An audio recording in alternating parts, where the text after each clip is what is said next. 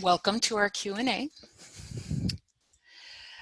just want to remind everyone we are working diligently to secure items and provide support to campus to ensure operational excellence. It's a little different when we are not able to see or call each other quite as easily as we have in the past, but we are here for you.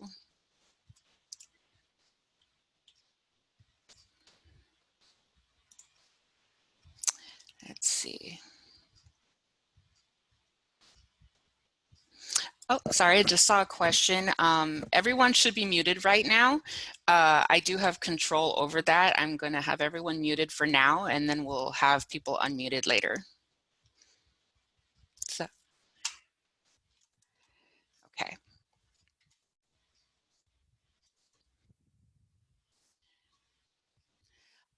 Just a reminder that our website, we've added a COVID-19 page and it's being updated regularly.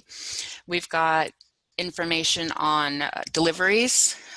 If you're an essential employee working on campus, if you have any personal packages, telecommuting employees, information for that, and instructions for how to enter your delivery addresses, whether it's a PAL card order, UCI by KFS, and also information on how to reroute FedEx and UPS packages.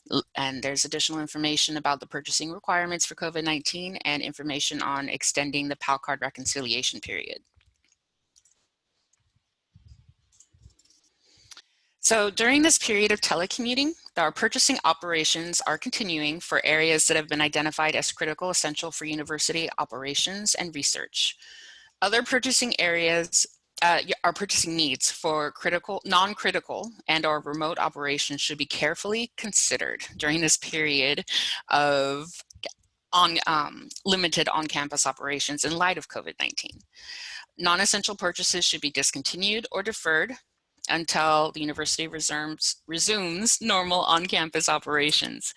For example, office supplies, coffee, tea, furniture not related to ongoing projects. In the event that a non-essential item is deemed necessary, you'll need to get approval from your supervisor. We also ask that you review your open purchase orders to determine if any deliveries should continue to be made to your department or if they need to be rerouted or delayed. For example, bottled water delivery. Also, Peters Exchange is closed until further notice. Surplus pickup is suspended, and the contract's response times will vary due to limited staffing. So you've been wonderfully patient with us so far, and we just need a bit more patience now. If you need, if there are any essential employees in your department who need masks, visit Environmental Health and Safety has face masks for the essential employees, and you can contact them at safety@uci.edu or at their website, and EH&S has a COVID-19 website as webpage as well.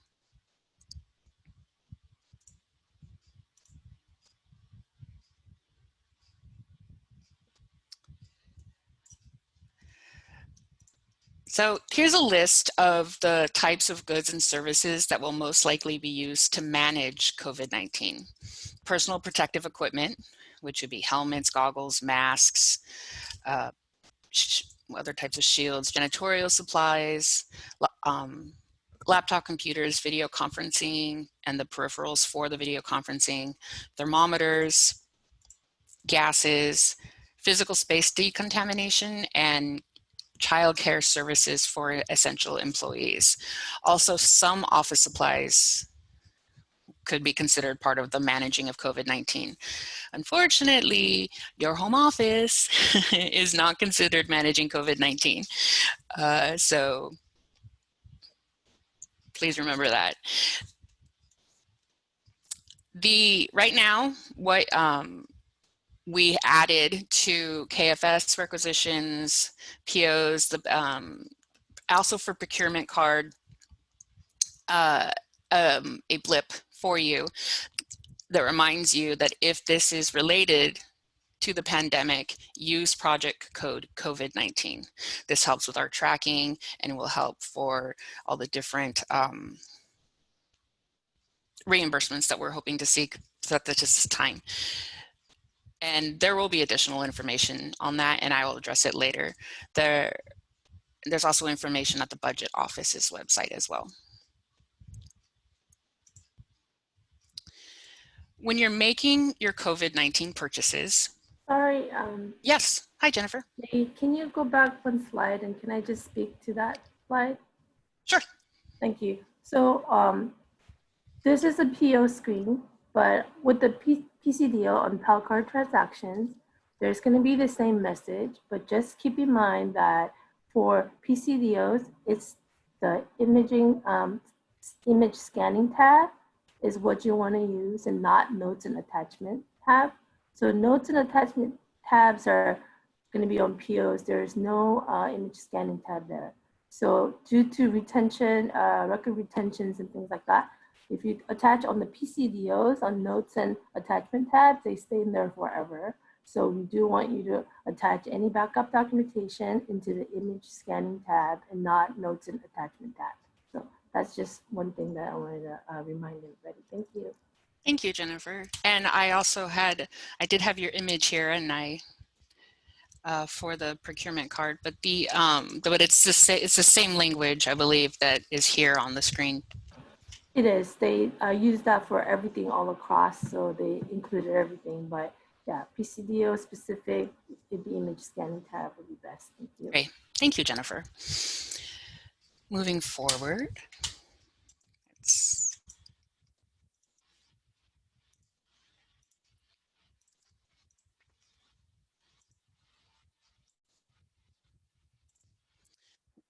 Okay, so back to the purchases. It's going to be a similar process as when you use federal funds. So if you're using a contracted supplier, we've done a lot of work for you. So all you'll have to do is fill out the federal fund checklist. Then if it's greater than $10,000 and not with a contracted supplier, you'll need to get the 2 to 3 quotes and fill out the SSPR form and the federal fund checklist. During this time, however, emergencies are going to be a little more easier to get through. So, and if you can't get any competitive quotes, fill out the SSPR form and note the explanation for the emergency and the federal funds checklist. However, there are some differences with these. In addition to those 2 forms, you'll also need to include the pre-authorization for COVID-19 funding, which is from the budget office, and you need to get Catherine Gallardo's signature. And for purchases over $100,000, it will need the FEMA certification document. And related with FEMA, Accounting and Fiscal Services will be doing more in-depth training on FEMA and the documents required. So be on the lookout for the announcement of those trainings and who will be designated the people that will be taking those trainings, and then they'll disseminate the information as needed. So with UCI BUY and COVID-19, I'll just introduce and then if Barbara has anything additional to add. Manage your expectations. Many products may not be on hand right now. But the hosted catalogs have daily back order and limited availability items are being managed within the application. So I don't know if Barbara, if you have anything more you want to say to UCI BUY? Yeah, I would just encourage users to, when available, use punch-out catalogs. Punch-out catalogs like Office Depot, VWR, Fisher. Many of the hosted catalogs also have a dual representation with a punch-out, which has real-time availability. So try to use those to get to see if your emergency items are available. Chances are they may not be, but you'll also be able to track deliveries and so forth that way. And the other option is and I know you're going to get into delivery addresses, but UCI BUY in KFS, we're all building address code driven. So there is the option to have your order shipped directly to North Campus at the Mail Distribution Center. And so we'll go ahead and we have instructions available for you on the website, but just know that if you foresee a building closure, to utilize the correct building code so you can have items delivered, not sent back to the supplier. And that's it. I'll take any other questions offline. I'm working remotely like everybody, so. Okay. Thank you, Barbara. Thanks. And that we will have a question and answer period after this little informational period session. So next we have purchasing essential business research supplies for telecommuting employees.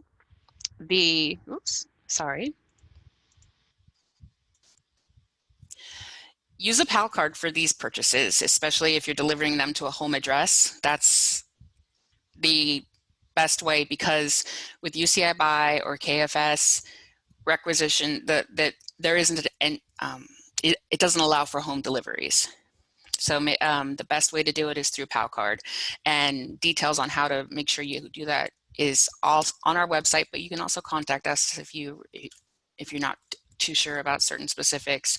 You also want to make sure that you get pre-approval from your supervisor, and it's going to be in because per the short-term telecommuting agreement, we had here, I'll get that up for you.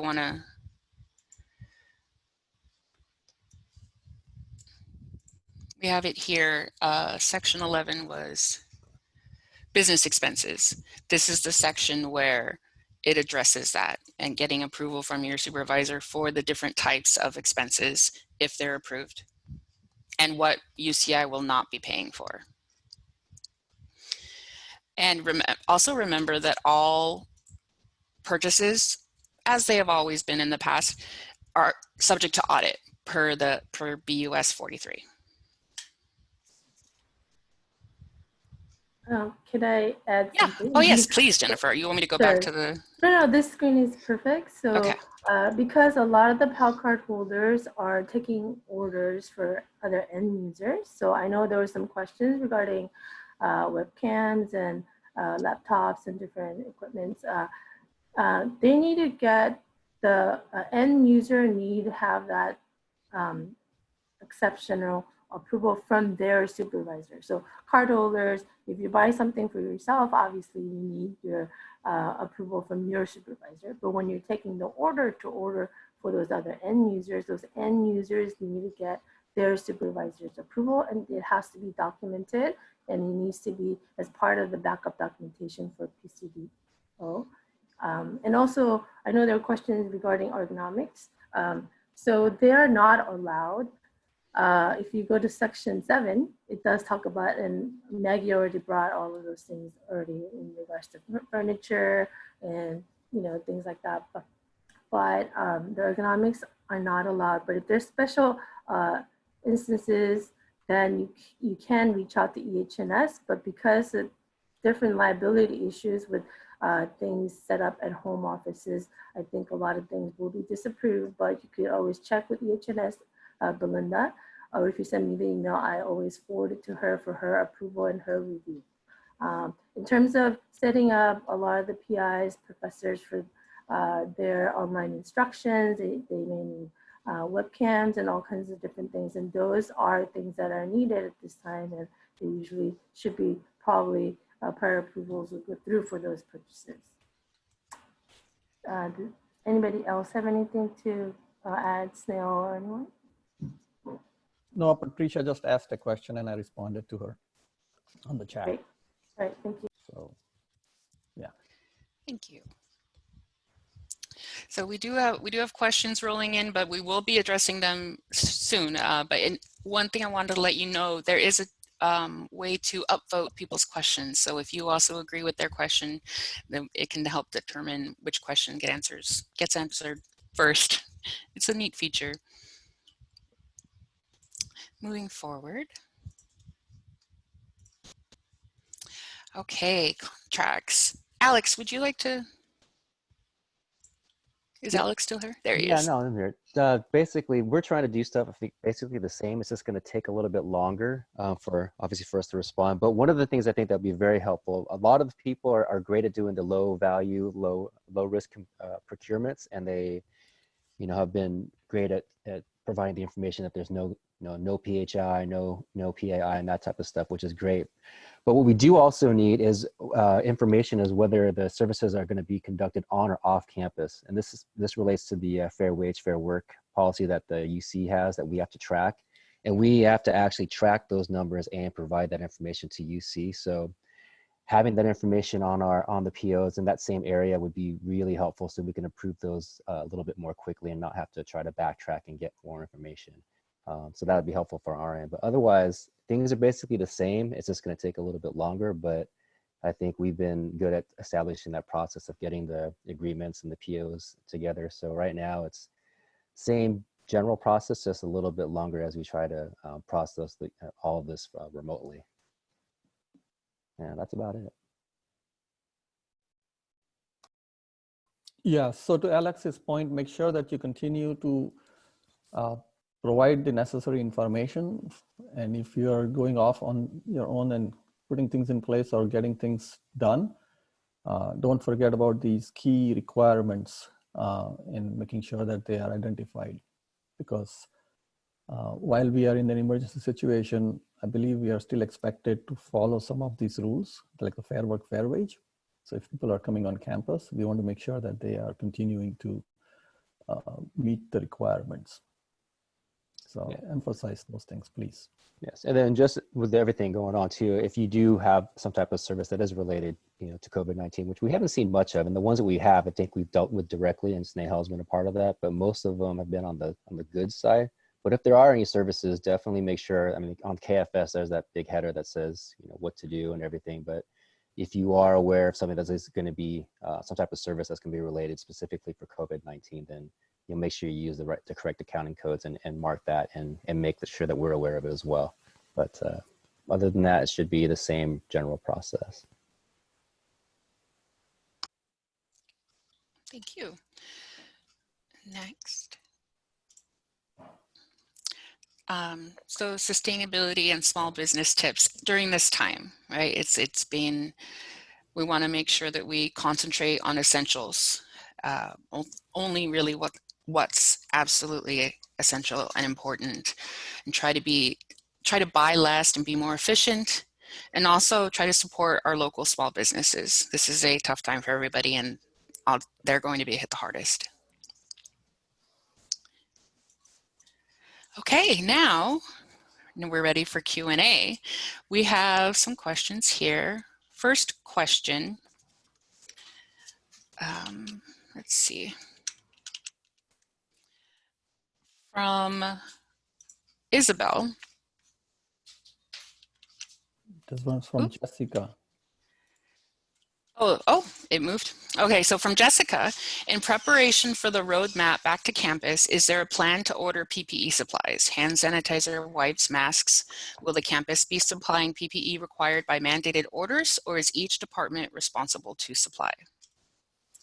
So Jessica, I'll answer the question. We are already at the EOC. The planning section is starting to look at what the roadmap's going to look like. And we are also, once we have some idea of the roadmap, we will be having a conversation on what is going to be required and do we have sufficient quantities of these required PPE supplies. So do not rush into making purchases or looking at ordering anything at this point, because that's something that we will be looking at as a whole. Probably will make sense for us to order them and have facilities actually be performing a lot of these cleaning and wipes. So we already actually have quite a lot of masks that we have already ordered and have quite a few in hand. So check with procurement and work with EOC for any of these requirements as we start to go into the normal mode of operation. Okay. The next question is from Isabel. For COVID-19 telecommuting period, what is the procedure for employees purchasing ergonomic equipment and technology-related products such as keyboard, mice, headset, webcam, furniture, and so on? Is there any restriction, or can the expense be reimbursed by purchasing or central office? Thanks. I think Jennifer already answered that question when she talked about use of Pell card. So at this point, whatever is in the telecommuting agreement is what UCOP actually has released. So you know, if it's furniture, UCOP has not approved reimbursements for that. The various other requirements for ergonomic needs, if you had them in the office, I think you were requested to take those with you to your home office and put that down in your telecommuting agreement. And there's a form for equipment loan as well that you should have filled out and list all the equipment that you are actually allowing people to take home or people have already taken home. And so when they come back, they can check it off saying they brought it all back. That's the way it's supposed to be handled. Obviously, there will be situations where some people will need the webcams and stuff. Whether that will get covered and reimbursed is a question we don't know. Obviously, we are going to submit reimbursements for many of these expenses to FEMA for reimbursement. As long as we have all the proper documentation for it, we have a better chance of getting reimbursed. FEMA doesn't reimburse 100%, they only reimburse 75% typically, but this is unforeseen circumstances. We do not know what the final outcome is going to be. So, you know, obviously if somebody needed something and they got it, that's fine. It's a question of reimbursement. We at this point don't know. Obviously, as a university, we will try to submit as much reimbursement as we possibly can.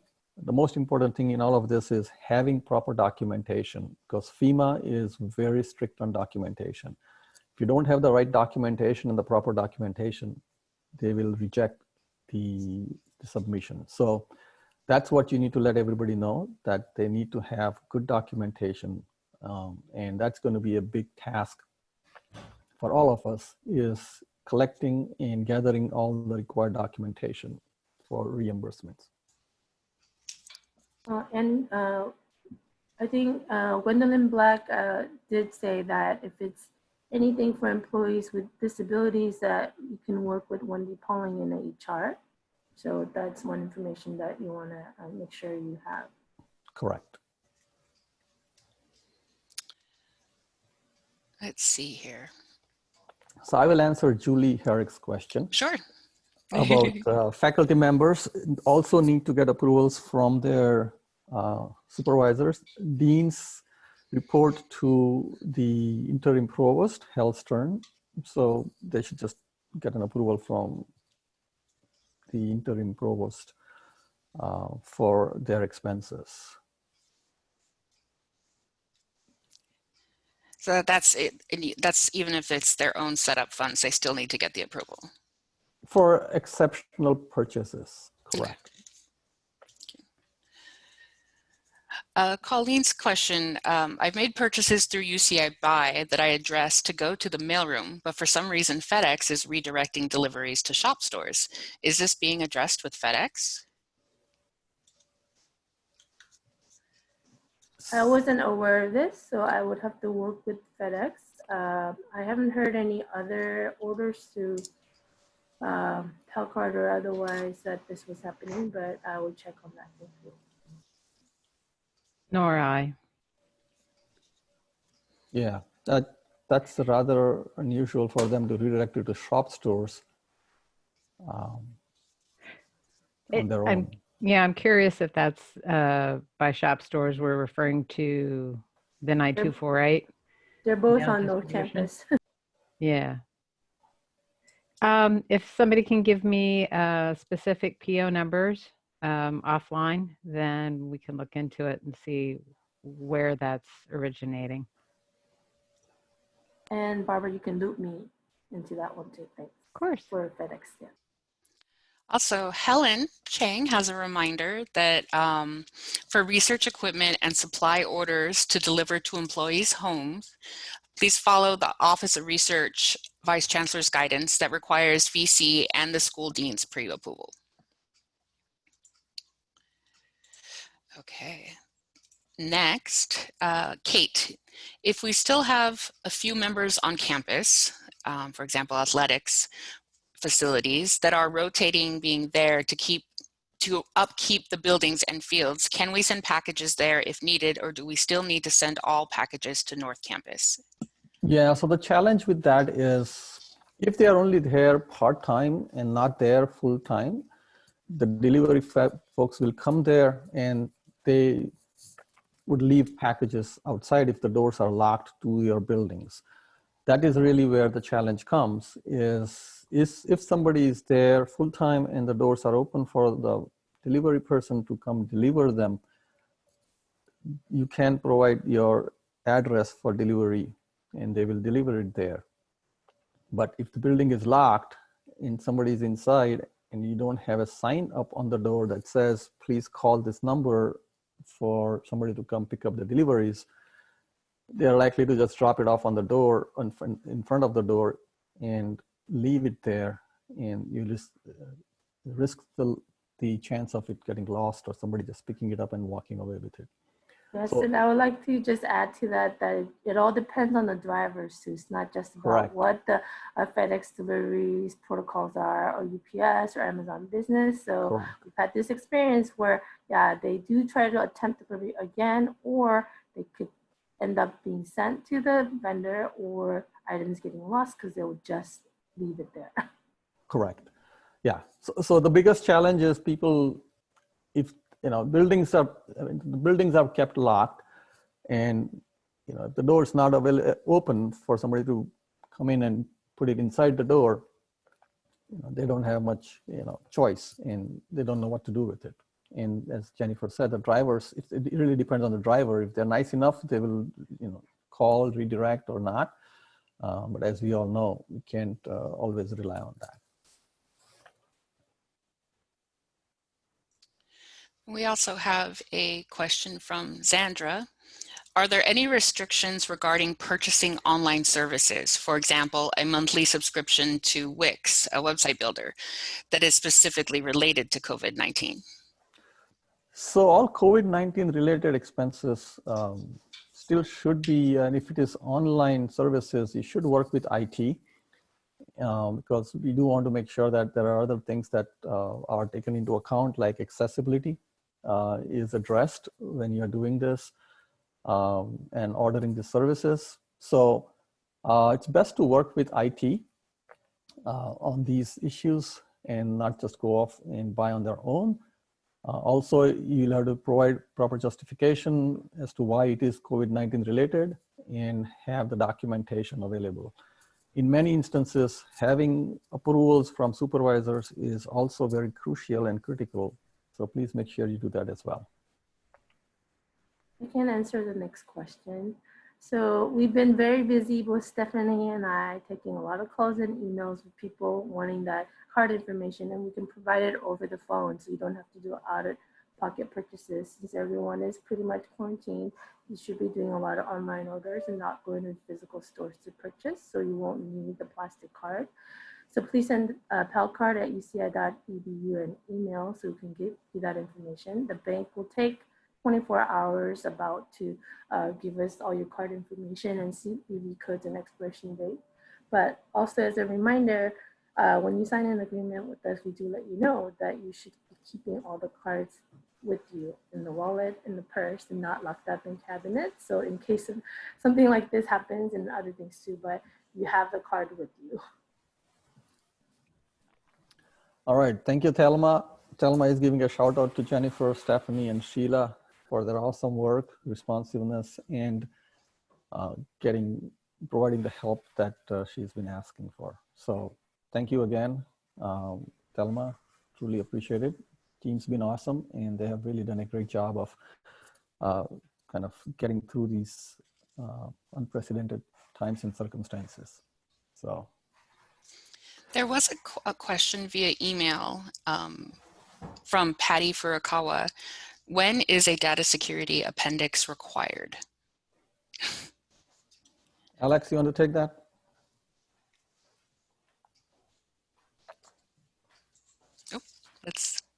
Yeah, hold on. That's pretty much all the time now. I mean, I think Snail has addressed that too. There's definitely a heightened scrutiny on all the data security stuff. So I think April Sather has taken a big lead on that regarding questions to the CISO, and so she's helped out with a lot of that stuff. So that I think, I mean, Patty isn't she the lead for one of the for that department, the security lead? So, let's see. Yeah. So it's interesting that she's asking that question, because I think that's part of the tough part about this is as these roles have changed and a lot more scrutiny is required for all types of agreements and transactions involving data security. So really, I think, I don't know, Snehal, should she be reaching out to April to get some guidance? Yeah. So Patty, she's great. You're great. You've been doing a lot, and we appreciate all your work. But a lot of this stuff is definitely a question between the IT people on the department and unit side, and working with the OIT side on the CISO with either April or Josh, and being able to navigate some of those on the department side, and whether it's going to be P1, P2, P3, or P4. Right, and that's the key thing, Patty. With the new IS3 that's supposed to be rolled out, you have to fill out the data security form at all times for any time you're buying any software. But if it's a P1 or P2 data, then we may not need to get the data security protocols from the suppliers. And we can kind of just have that Appendix DS filled out with just the proper checkboxes filled out, marked off with P1, P2, and just have that submitted along with the purchase. That's the extent of the work you will have to do. But if it is P3 or P4, that's when the additional work has to be done, making sure that the supplier has necessary systems and protocols in place to secure. And Maggie, can you share that page? I know we've marked it a couple times. The security leads and April and Josh. Josh is our chief information security officer, and April is the assistant information security officer. And so the CISOs are ones that are the ones responsible for that, and then they are coordinating with each department. And I know we've had a few meetings on this, and I think I've touched it a little bit on the last Oprah forum we had. But it is definitely evolving and changing and very dynamic. But the main goal is really to protect the university with regards to data security and that type of information being shared with third parties. And it's just expanded because there's so much software that we've used over the years that have been purchased as a good, and not much information had been shared in the past. It was mostly local, but now everything is, or many services are software as a service or SaaS agreements where we're transferring data to their servers, their company. And so now a lot of information is being shared, and we just haven't had a proper risk assessment done on a lot of these transactions because this wasn't really required in the past. And so I think Maggie's gonna try and pull up the screen, but there's the name of the position for the departments, they were I think information security leads. Okay, thank you. I was trying to remember the I'm name. trying to find I bookmarked it on mine too, because I have it bookmarked, but I have so many bookmarks. Let me try and find it for you too, so you can share it with the group. But those are the people that each department should go to, and then those people at the department level should coordinate with April or Josh. There you go. And to clarify, that's April Sather and Josh Drummond. Thank you. So there's the. Also, just so everybody understands that they have not had the opportunity to train all the UISLs. So this is all in process. This is Yeah. not something that's already rolled out, and not UIS. All UISLs are expected to know everything. This was actually being rolled out when COVID-19 hit. So this may have taken a little bit of a backseat in terms of educating all the UISLs and bring them up to speed on what their roles will be, or what is expected from them. More questions are rolling in. So I could answer Jennifer Otero's questions. So currently, for new cardholders, Stephanie's holding Zoom meetings to do the issues meeting for an hour. And after the meeting, she will make a phone call to give the 16-digit account number and CVV code and the expiration date over the phone. And once we come back to campus, once we all come back, then we can come pick up the card. But for now, yes, we're issuing the number over the phone. And I think Barbara's question as well. Yeah, I think we addressed this earlier as well. So ergo furniture items are not allowed currently per the telecommunication agreement. But like I said, if there's some special needs, you could either, if it's any disabled employee, then they can work with HR, or if you want maybe EH&S Yeah. Belinda to review, then they can do that. So to that point, EH&S actually has put up some information on their website. So please go to the EH&S website and check out the Ergo pages. They have put some links to help people with that request. So please work with EH&S on your requests. They also have COVID-19 specific links that they have put up for ergonomic requirements.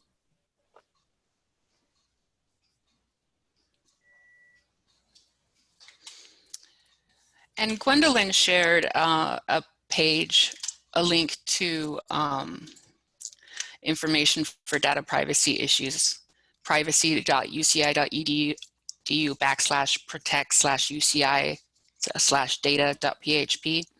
And this is also where you can get information on the privacy items. Another question we have here is from Brianna. Oh, can you please repeat which approvals are needed for business research supplies? When is approval from EVC Hal Stern needed? Is it only in exceptional cases? Yeah, so Brianna, I think what Maggie mentioned and Helen had said is that Office of Research had issued a communication and a memo where they had asked if anybody needed supplies or equipment for research, they should get supervisor's approval. The reason why I mentioned about Hal Stern and the interim provost was if deans need to get something, they report to the provost, and that's where I mentioned that, if they needed to get one level up approval, it would be the provost or interim provost. For Krister's question, it's something that I actually want Snell to chime in, but I've had other. Can you please read the question first, Jennifer? Okay, sorry. For those of us still needing to work on campus, where can we obtain gloves and more disinfectant wipes/spray? We haven't been able to purchase and replenish for our in-office team. We were able to get masks from H&S things. So I've had other departments tell me that yes, they're able to get the masks from EH&S, but nothing else. So I know, Snell, you just mentioned earlier, but is there really a plan to be able to order as a whole for the campus and then be able to distribute these things? Because a lot of the areas need it pretty quickly, as well as some areas are within School of Medicine that has clinics where they need some of these PPE and some other supplies, but because they're part of the School of Medicine, they do not usually get these items through the medical center's storehouse or through the medical center procurement services. They're asking if we can allow either whether it's Amazon Business, COVID-19. So if you have any directions or guidance from EOC, how to really go about helping them. Yeah, absolutely. So you should first reach out to facilities management. Facilities management actually is carrying these products because they obviously are doing a lot of the cleaning and wiping still across the entire campus. So, you know, irrespective of, you know, which department it is, you can always reach out to facilities management and ask them to help you provide this wipes and sanitizers and things of that nature. We are working very closely with them to see what we need, what stocks we have, what we don't have, and you know, place the orders appropriately. So it doesn't matter what school you are in, you can still reach out to facilities management and ask them if they have anything available for your use. And when you can't get much help from them because they don't have the supplies or whatnot, please reach out to me for especially the school of medicine area where you have clinics all over Orange County. And yeah, you are running out of certain supplies that are desperately needed. Okay, thank you. Yeah, again, you know, everybody's facing the same problem of shortage of supplies. That is why our entire team, the central team, is working closely with the UC system procurement. They have a call every day at 11 o'clock, and they go over all the requirements, what's available in spot by market, and the team's keeping track of what's coming out in the market and being available from our contracted and you know, preferred suppliers. So you know, if you want also have any needs for any large quantities of any of the supplies, you can also reach out to our office, any of these procurement buyers. And you know, like Jennifer said, she can help, but if the product's not available and out of stock, you may want to reach out to our team and we can see what we can do.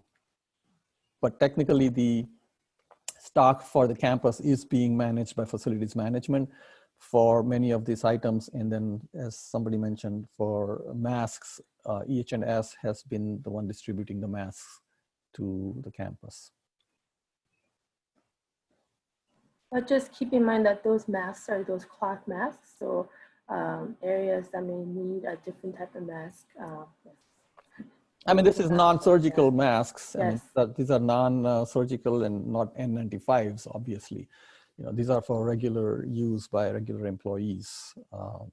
If it's surgical or N95s that are needed, obviously you should work with EH&S or the Student Health Center. You can, or with the medical center. I'm sure medical center will be supportive of providing N95 masks because that's what they are keeping a stock of.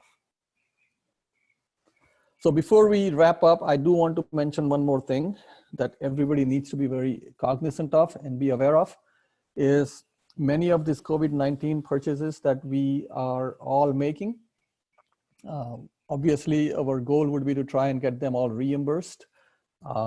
So there are going to be different funding sources that probably will provide funding for reimbursements, FEMA being one of them. FEMA reimbursements actually are the last reimbursements that you will get after all other funding sources are exhausted. I also want to make sure that everybody clearly understands that if you are going to be buying anything for COVID-19 and you expect to submit a reimbursement for it from FEMA, you cannot use an existing purchase order and amend the purchase order and ask for reimbursement. Any of the reimbursements for COVID-19 will have to be purchased on an independent, separate purchase order or a separate transaction. So please keep that in mind. So don't try to lump your orders with existing orders or existing POs because you will not get reimbursed. Anything reimbursed from FEMA is very specific to this particular event, which is the COVID-19 pandemic. And so you have to have very clear distinction between what is being bought for COVID-19 versus what's being bought on a regular basis for your day-to-day operations. Lucia has raised her hand. So can you unmute her, Maggie? Hi, everyone. Yes, Lucy. Oh, I'm sorry. Can I ask my question? Is that okay? Yes, please. This is related to not lumping our purchases in POs.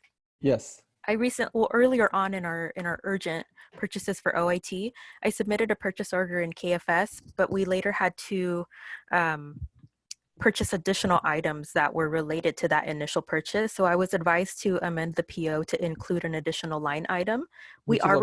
That's okay as long as it's part of that existing order. And it is for COVID-19. The first purchase order was also for COVID-19, and we just had to add more to it. Yes. So it's still COVID-19 related. So as long as it's all for COVID-19, okay. Okay. All right. Thank you. Yep. So Sneha, I have a question for you. So in other words, if people purchase from the existing purchase order being delivered, being paid for it, so they should not do the GEC to transfer the charge with COVID-19 project code, is that right? Well, the question is, why did they buy it in the first place? Was it specifically for COVID-19 or was it for something else? If it was bought specifically for COVID-19 and they did not use the COVID-19 code when they made the purchase, they can still make the GEC and change the code. They just can't say that I am buying 15 items, 10 of those are for my regular use that I'm doing on a day-to-day basis, and 5 of them are for COVID-19. That will not work. Thank you. Yep.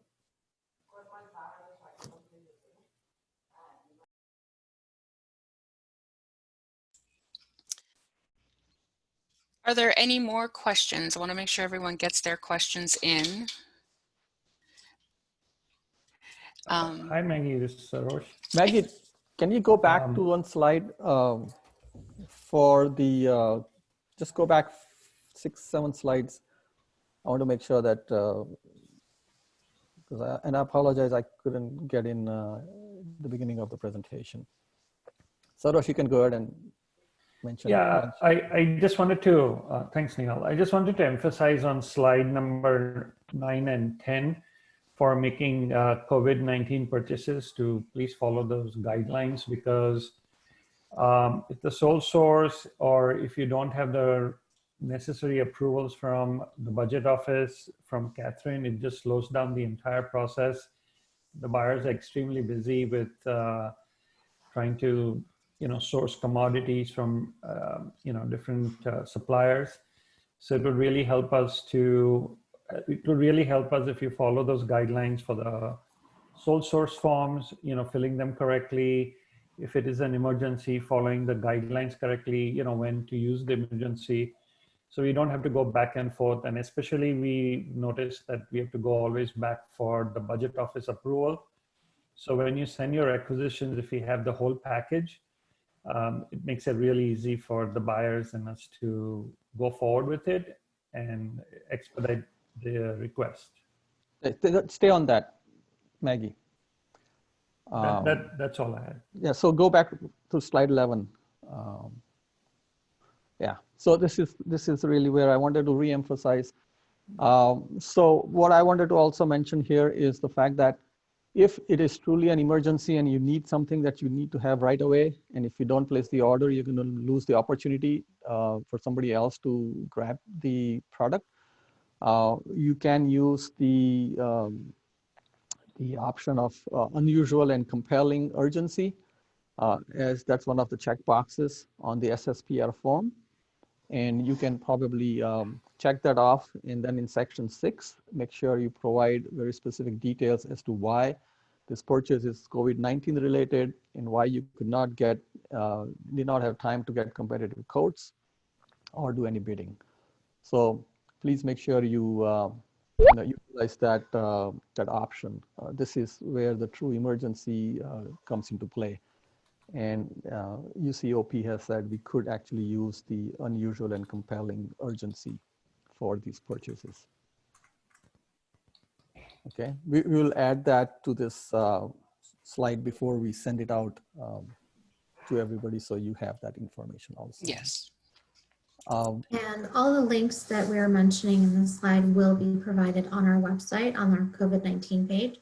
So please log on to procurement.uci.edu/COVID-19, and we should have them up by tomorrow the latest. Thank you so much.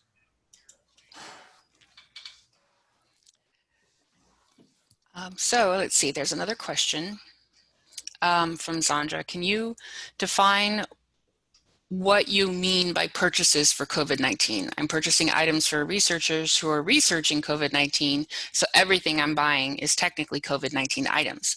Are you talking about these kinds of purchases, or are you referring to supplies individuals have to buy because of COVID-19? Yeah, so the research for COVID-19 is a very unique situation. Actually, there probably are, if I'm not mistaken, we are even trying to get funds and funding from the federal government for actually conducting research on COVID-19. So you may want to code those probably as COVID-19 research, just to distinguish that, and apply the necessary funding that we may receive for the research being done on COVID-19. So try to distinguish that if you can amongst your, in your own documentation, because it may have, a different funding source. For some of the instances that I've gotten information on, they already have a certain grant set up for those COVID-19 specific researches. So I've been told that that's what they're going to be spending, expensing it on, and not on the COVID-19 fund that we set up. So I think maybe we might need to circle back and give more clarity on it. Right, exactly. Any other questions?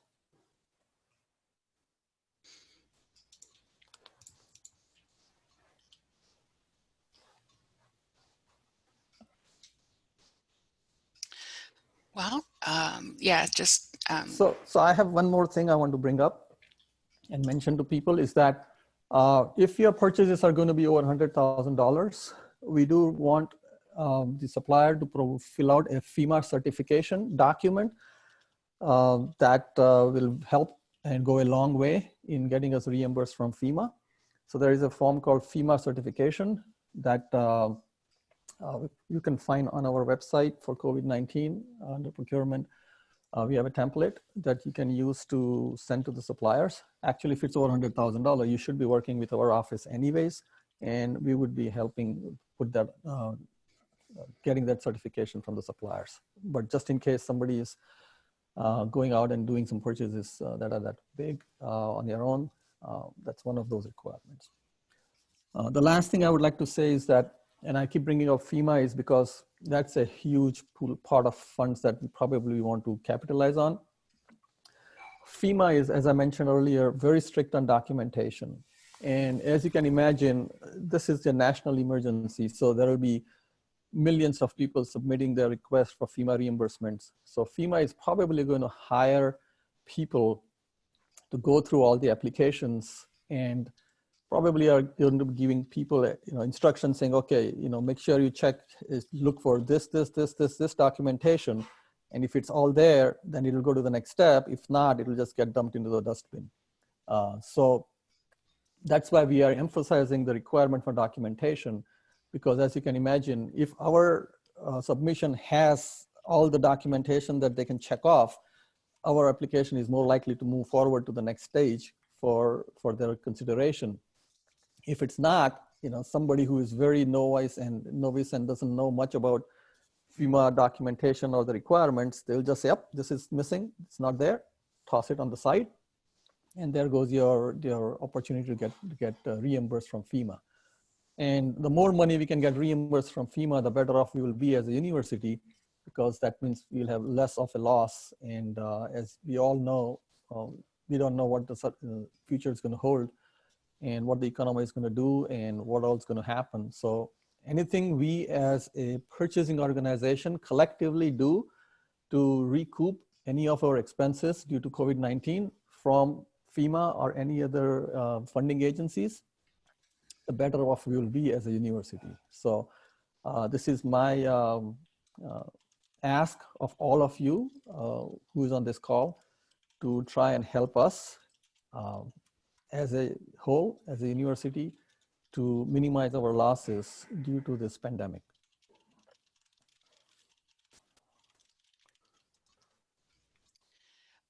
Lucy also had a question for clarification that a colleague had advised her of a FEMA amendment and wanted to know if this is the FEMA certification.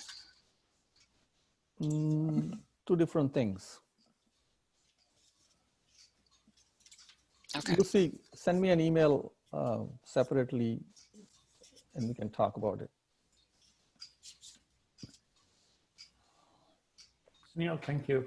I would also like to add that I've received some emails that if the COVID-related expenses below 10,000, do I still need budget approval? So you still need the approval from the budget, even if it's below $10,000. So like just I said, want to correct.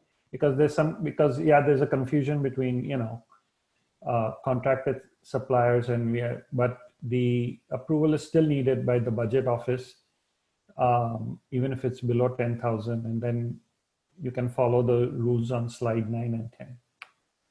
Correct. I mean, again, like I said, approvals from the budget office is going to be one of those documents that's going to solidify or actually provide more substantive reasoning for us to spend money for COVID-19.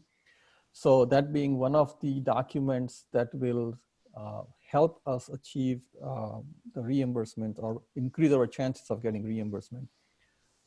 And the budget office, in fact, has released that form and the document saying that anything you're going to spend on COVID-19, please send this form to budget office for their approval. So they did not specify any threshold. They did not say anything that's over X number of dollars that you need to get budget approval. That form says, if you click on it, it says, anytime you have any COVID-19 funding request or spend, go to the budget office for approvals. So that's the criteria that we are following. Great, okay. Thank you.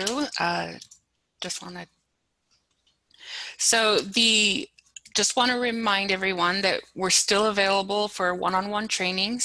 And our newsletter is still going out for keeping people up to date. So make sure you've signed up for the Procurement Services newsletter. There is a link on our website. Also make sure that you read the daily COVID-19 briefings that Strategic Communications is putting out every day. Lots of updates are being put on that, whether for operational updates for the campus. So make sure you're also reading those. And as always, we're available at procurement@uci.edu. Yes, thank you again all for taking the time to meet with us and have this interactive Q&A session. And everybody, please be safe and stay healthy. Okay. Thank you. Yep. Bye.